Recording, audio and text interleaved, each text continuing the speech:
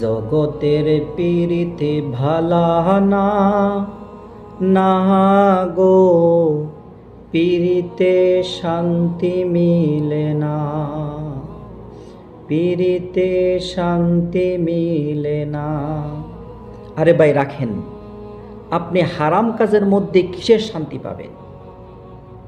আপনি বিয়ের আগে প্রেম ভালোবাসা করতেছেন, আপনি মেয়েকে নিয়ে পার্কে যাচ্ছেন, ফুচকা খাচ্ছেন, কক্সবাজার গিয়ে রাত কাটাচ্ছেন, আপনি বিয়ের আগে একটা মেয়ের সাথে মেলামেশা করছেন, আপনি হারাম কাজে নিয়োজিত, আবার শান্তি খুঁজতেছেন?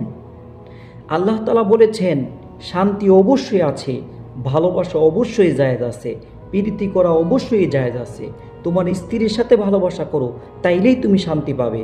তোমার স্ত্রীর সাথে তুমি প্রীতি করো, তাইলেই তুমি শান্তি পাবে। তুমি বিয়ের আগে জিনা করবা আবার শান্তি খুঁজবা, এটা তো অসম্ভব। তোমার স্ত্রীকে তুমি ভালোবাসো, অবশ্যই শান্তি পাবে।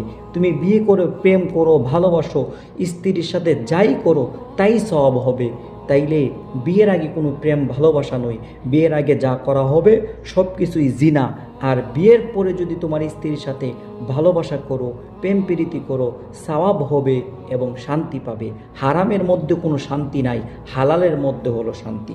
তাই জন্য বলি, বিয়ের আগে কোনো প্রেম ভালোবাসা নয়, বিয়ের পরে প্রেম ভালোবাসা করে।